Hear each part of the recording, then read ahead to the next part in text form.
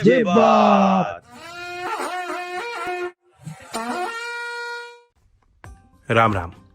मैं जयंत चौधरी इस माध्यम से अपने ट्वीट्स और विचार सीधा आप तक पहुंचा रहा हूं। भारत के सकल घरेलू उत्पाद या जीडीपी की विकास दर में लॉकडाउन के शुरुआती महीनों वाली तिमाही में जबरदस्त गिरावट हुई है।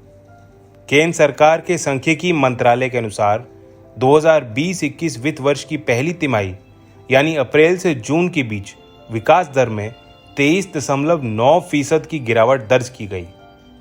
जीडीपी में बढ़ने के बजाय पतन की ओर चलना निश्चित था। अनुमान 15 से 18% का था, लेकिन इसी दौरान दुनिया के 20 बड़ी अर्थव्यवस्था वाले देशों की भी बात करें तो भारत का प्रदर्शन सबसे निचले स्तर पर है। 23.9% की जो गिरावट दर्ज की गई है, इससे ये पता चलता है जितने भी सेक्टर हैं उनको लॉकडाउन के दौरान मार खानी पड़ी है, चाहे वो मैन्युफैक्चरिंग हो, होटल इंडस्ट्री हो, सर्विस इंडस्ट्री हो। स्पष्ट है संकट बहुत बड़ा है, लेकिन अभी भी सरकार आंखों पर पट्टी बांधे बैठी।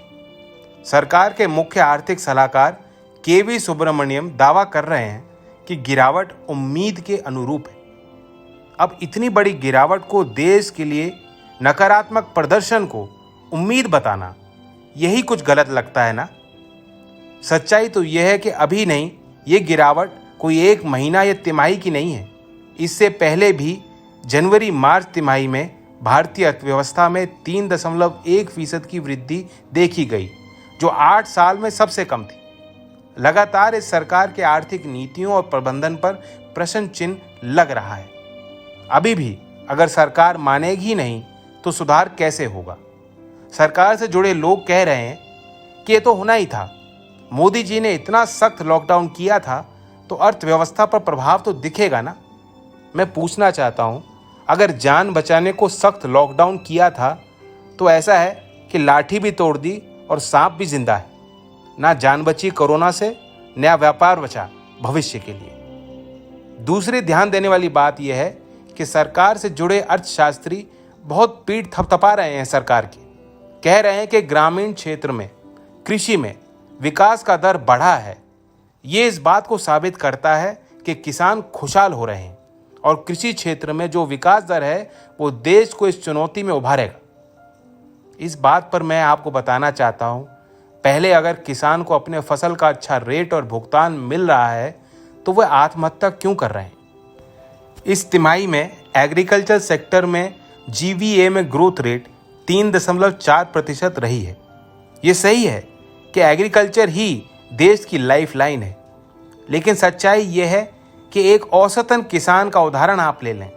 एक साधारण किसान, उसकी आर्थिक स्थिति आज के दिन पिछले साल के मुकाबले खराब हुई। अगर हमें किसान की आय दुगनी करनी है तो 3.4% से तो नहीं हो पाएगी। अब इस तिमाही में कुल तौर पे किसान की आय 5.7% बढ़ी है, लेकिन ध्यान रहे कि रिटेल स्तर पर महंगाई कृषि मजदूर के लिए 8.1% से बढ़ी, यानी असली तौर पे आय घट गई।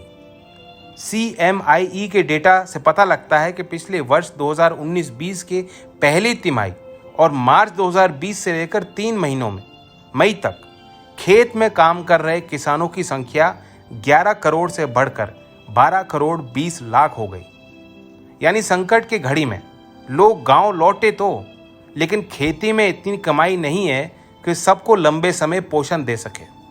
प्रति किसान जब आप देखेंगे तो जून से शुरू होने वाली तिमाही में 2019-20 की पहली तिमाही के मुकाबले 4.7% की आय में गिरावट है। और आखिर में जीडीपी का 10% स्टिमुलस आत्मनिर्भर पैकेज में जो मोदी जी ने बांटा है, क्या उसका हिसाब कोई देगा? क्या हम ये माने कि वो 10% ना होता तो जीडीपी में 34% की गिरावट तय थी?